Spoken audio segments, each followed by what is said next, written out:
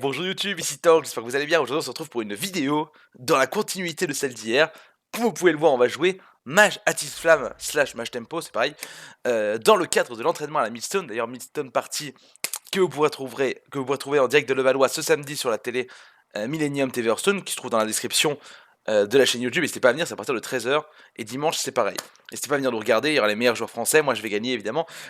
Je rappelle, j'ai dit dans la vidéo d'hier, si vous l'avez raté, allez la voir, la vidéo du chaman, c'est un petit peu la partie 1 de l'entraînement pour la Millstone. On va jouer une compo anti-druide.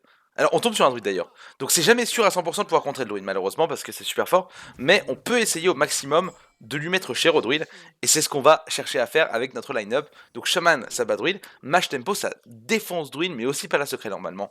Donc là, quand on est contre druide, ce qu'on va essayer de faire déjà c'est d'avoir dans la main le savant fou, parce que c'est la meilleure carte du deck. Quand t'as le savant fou dans la main, ça met entité miroir sur le board, c'est super fort. Là, on a savant fou, mais on a aussi entité miroir, malheureusement, ce qui est un peu relou, parce qu'on préférerait ne pas l'avoir dans la main, parce que si on pioche la deuxième, bah, il y aura plus de secret pour le savant fou, malheureusement.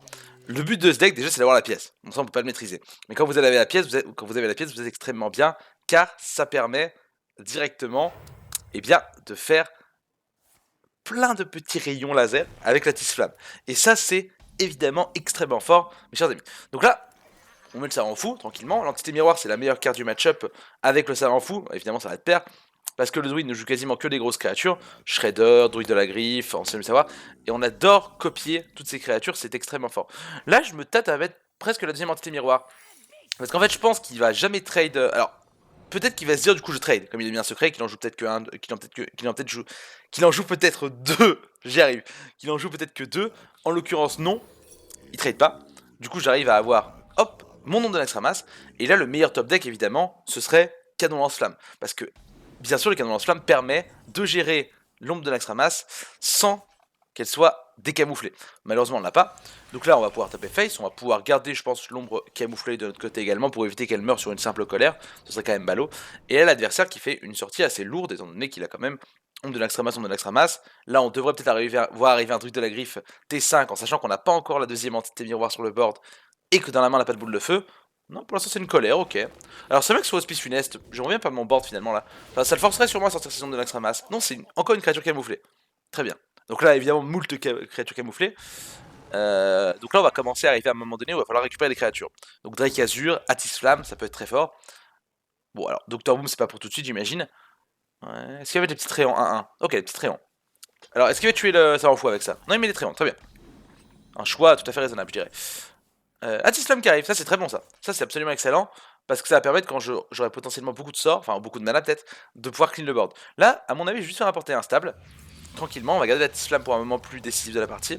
Bon, évidemment, on va... Alors, notre pouvoir héroïque pouvait déjà cibler d'autres créatures, donc c'est pas fou, hein, ça marche que pour le hunt évidemment. On va trade, et on va face avec le tracker Groubelin, parce que lui, s'il veut venir le gérer, on s'en fout totalement. On garde toujours cette ombre d'Alexamas camouflée, on la sortira en temps et en heure. Le problème, c'est qu'il peut vite mourir avec la combo. Après, il a déjà fait une innervation, donc je pense que la combo n'arrivera pas avant le T9 au plus tôt. Sinon, je serai un petit peu déçu, hein, vous imaginez bien, ce serait la PNS totale. Prochain tour, je peux faire... Non, je peux pas faire deux sorts pour l'instant avec la Tislam. Ok, deuxième colère. Donc là, le mec n'a plus de colère, ce qui est plutôt bon à savoir pour nous. D'ailleurs, il fait colère 1 et pioche. Est-ce que ça sous-entend qu'il a un balayage? Je pense pas spécialement, vu que ça me... Alors c'est possible, mais bon. Ok, regardez, il va silence ma créature. Donc là, je perds mon deuxième secret, malheureusement. Ah, c'est dommage qu'elle ait pas pu mourir avant. Oh, on pioche Antonidas. Très intéressant, Antonidas. Permet notamment de faire des choses assez sympathiques avec sûrement un éclair de givre. On verra ça après. On va faire peut-être la tisse flamme. Hein. À un moment donné, il faut peut-être mettre la pression, même si ça se passe pas aussi bien que prévu. On va au moins pouvoir gérer ça. On va voir où partent les missiles. Ça fait le petit trade.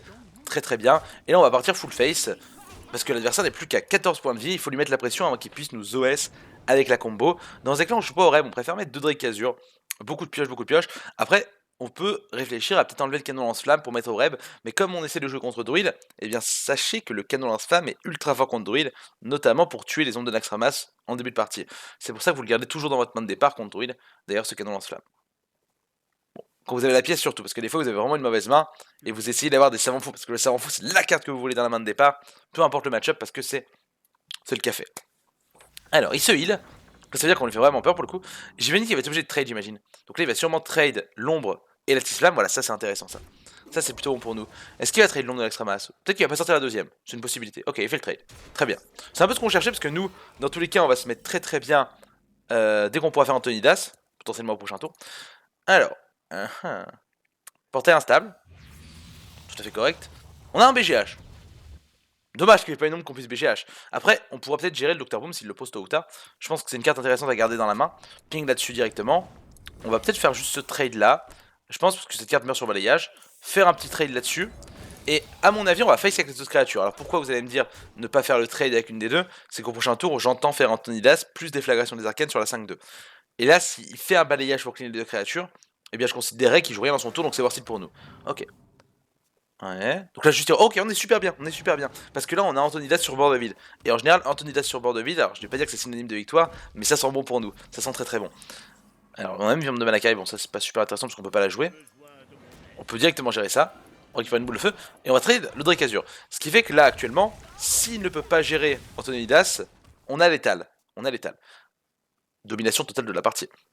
Donc son moyen de la gérer, ce serait faire la combo. Avec la combo, il la gère. Avec une force de la nature, il le gère aussi également. Donc je pense quand même qu'il va le gérer. Ce serait étonnant qu'il le gère pas. Il a plus de colère après, donc balayage colère marche plus. Et il peut pas le gérer. Du coup, j'ai l'étal en fait là. Il a encore une innervation, donc il peut une innervation ancien, il peut une innervation silence. Bah j'ai l'étal. Je crois. Ah non, non, je peux pas ping, j'ai pas l'étal. Je suis one-off. Je suis one-off malheureusement. Après, ça revient un petit peu au même. On va avoir énormément de dégâts. En plus, on pioche déflagration des arcanes, ce qui est absolument excellent. Donc on va pouvoir faire boule de feu face. Voilà. Donc là. Ah si, mais il y a l'étal, n'importe quoi. Oui, non, mais je suis bête. Je pensais qu'il y avait one-off. Non, mais c'est vrai que c'est 18 avec le ping. Je vais même pas compter, je me suis dit, bon, vous savez, les habitudes. On va peut-être repasser en 2 avec notre deck Atislam. Alors voilà, c'est vraiment un deck super solide. C'est bien qu'on tombe sur un paladin aussi. C'est super solide contre druide. C'est également super solide contre paladin secret. Avec tous nos petits rayons évidemment. Mais toujours important, prier pour avoir la pièce. C'est très. C'est comme quand on jouait voleur à l'époque, même voleur maintenant. Avoir la pièce pour faire l'agent du 6-7 pour contrer le Zo, c'est super fort. D'ailleurs, notre deck est très fort contre Zo également. Donc c'est vraiment un deck. Voilà, on est sur un paladin, ça c'est très intéressant. C'est un très bon deck dans la metagame, croyez-moi. On a la Tiflamme, on a l'image miroir, on a la pièce et on a le savant fou. On va enlever l'image miroir, l'entité miroir. Je veux dire, on garde évidemment l'image qui est très forte contre paladin. Ah, dommage, on récupère la deuxième entité. Statistiquement, ça c'est pas de chance, hein, je vous le dis, hein, clairement. On en enlève une, on récupère l'autre. Faut surtout pas, le pire truc qui puisse arriver, c'est récupérer l'autre secret. Voilà, une chance sur 26. Bon, normalement, je me sens assez safe. Faut surtout pas que ça arrive. Et apparemment, je vais peut-être pas. Alors, il peut jouer par la secret, Croxon, mais ça se fait. Mais c'est pas sûr. Oh non, mais putain, mes fils de pute. Non, mais putain, mais j'ai tellement pas de chat. Oh là là, mais on a les deux. Et là, du coup, en fait, là, c'est quasiment perdu. Ok, ça en fout dans son deck. Bon, ça va pas la secret, j'imagine, du coup. Donc là, la game, on a la pire poisse du monde. Hein. Je vous laisse calculer les chances que ça arrive.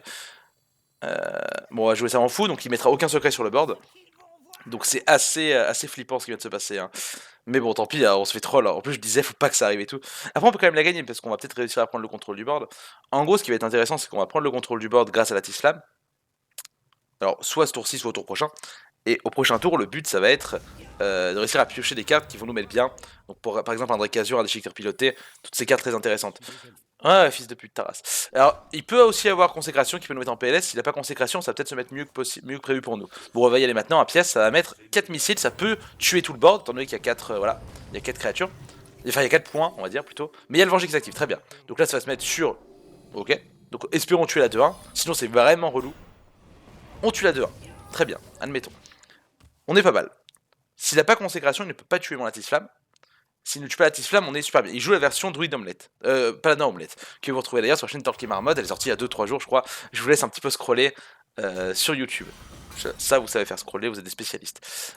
On va tout simplement, je dirais, éclair de suivre là-dessus. En espérant que les missiles ne tuent pas la 0-2. Ah, ça ferait chier. C'est vengé encore, ok. Oh là là, ça se met mal. Hein. Là, tout se met mal pour nous, là, pour le coup. Bon, après, ça tape 2 fois là-dedans. Donc, heureusement que ça s'est mis là-dessus. Après, j'aurais préféré une 4-4 que de voir ça en face de moi. Du coup, on va trade. On va trade, il récupère la 4-4. C'est très fort, évidemment, quand ça se met comme ça, le paladin omelette. Il a plus de venger après, cependant. Il a plus de venger, qui est quand même la carte qui est la plus forte. Donc j'ai quasiment géré les deux menaces du venger, parce qu'il reste quand même cette 4-4 qui découle directement d'un venger. Donc c'est pas encore géré tout ça. T5, s'il pouvait éviter de faire un Oreb, évidemment, on lui en serait fort gré. Ça pourrait être quand même extrêmement embêtant. Ok, Béné des Rois, très bien. Très bien. Alors là, bon, il joue greedy parce que si j'avais boule de feu dans la main, il serait en PLS, clairement. Donc on va piocher 2 cartes. Projectile des arcanes. Alors, oh, boule de feu, très bon ça. Si Joe se met là-dedans, on peut être bien, vraiment. Ok. Donc là, projectile. Si ça tape 4 fois dedans, je peux clean après.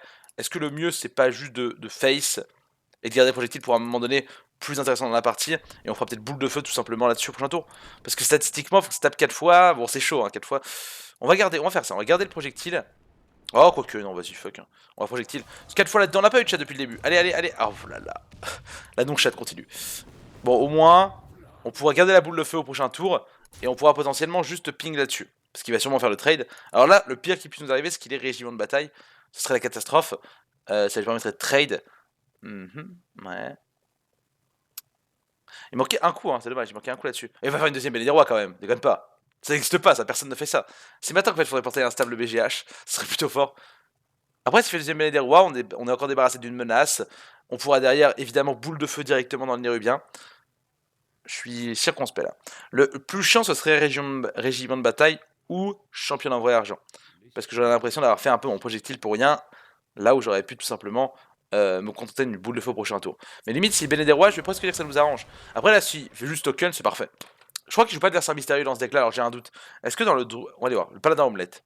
Paladin omelette, on va taper ça sur Google, on va tomber sur la chaîne Torquay Marmotte évidemment. Hein. Paladin omelette. Vidéo.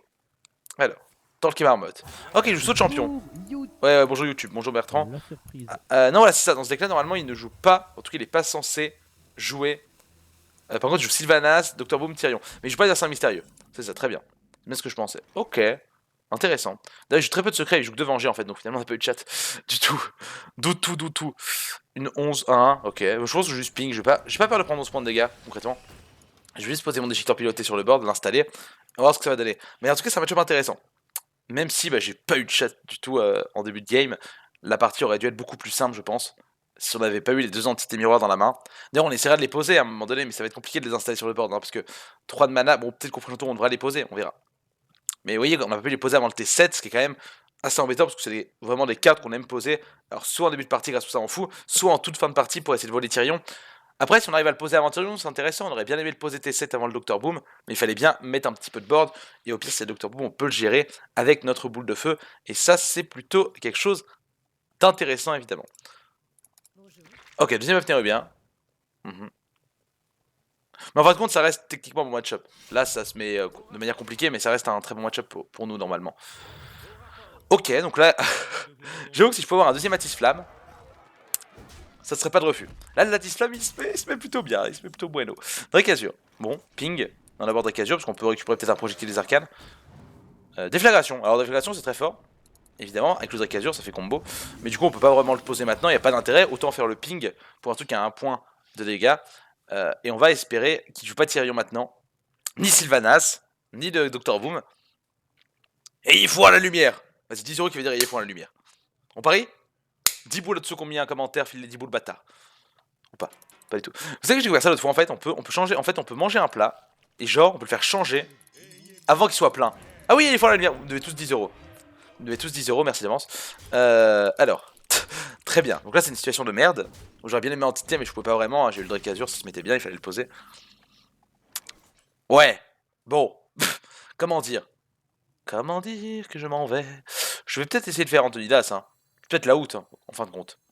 Le problème d'Antonidas, c'est que bah, ça me force à trade mes deux créatures dedans et que malheureusement il va pouvoir le gérer. Alors là, je dirais que la game est perdue, concrètement. Donc on va même juste faire peut-être un ping, une boule de feu là-dessus. On va faire un petit portail instable, un taunt, un limon des marais, ce serait fort. On a le Soul Plague, bah, c'est pas le limon, mais c'est un cousin du limon, c'est une 3-2, mais ça reste quand même beaucoup moins costaud. On va full face, hein, c'est le seul play, je pense. Il va nous face lui aussi, il va peut-être nous tuer, hein, parce qu'il peut faire aussi. Je pense qu'il joue il joue encore une Béné des Rois, il peut peut-être nous kill. Sourcil, d'ailleurs, il nous kill sûrement d'ailleurs. Mais vraiment le pire deck, hein, vraiment. Mais si on avait eu les entités miroirs, je pense qu'on avait gagné. Si on n'avait pas eu les deux dans la main, là c'était pas jouable cette game. Ok. Un taunt avec le déchiqueteur, oh, Chroniqueur chaud, très bien. Le meilleur rip-hop, alors évidemment, bien sûr. Hein. Vous savez que j'étais aux eaux de Boval l'autre fois, et que j'ai vu le chroniqueur chaud parce qu'il y a des pandas aux eaux de Boval, et du coup j'ai vu le cousin du chroniqueur. Ok. Bon, ça veut dire qu'il va faire une BD des rois, j'imagine. Saut de champion, c'est pareil. Ah, ou sur l'œuf, évidemment, bien sûr, on se régale. On se fait plaisir jusqu'au bout, hein, concrètement. On chie sur l'adversaire là. Non, mais sur Atis Flamme, c'est pas mal. Sur Atis Flamme, peut-être un moyen de moyenner, même si je crois plus trop. Oui, Taras, Taras. Non, mais c'est bon. Un jour, je serai mort. Drake Azur, Atis Flamme. Et malheureusement, ça arrive un peu trop tard pour le coup. Même si ça peut potentiellement me sauver. Même si je crois pas trop. On va faire entité. Alors, Faut tuer. Bon, alors évidemment, ça ne tue aucun token, évidemment, sinon c'est pas drôle. Ça ne tue aucun token. Donc nous sommes évidemment morts, hein, bien sûr. Voilà. les pires missiles. En fait, il aurait fallu que ça tue ça et ça. Ouais, même. Enfin, il aurait pas fallu que ça tue l'œuvre, que ça tue tout le reste. Enfin, c'était compliqué. Bon, en tout cas, voilà. Mage d'Islam. Très fort contre druide. Très fort contre paladin, mais à condition de ne pas avoir les 2 secrets plus le savoir fou dans la main de départ. Ça, c'est énervant. Moi, ça m'énerve. Je vous dis, je suis énervé. Je m'en vais, je suis énervé. Je m'en vais au travail, je suis vénère. Donc, au revoir. Au revoir. Au revoir. Au revoir.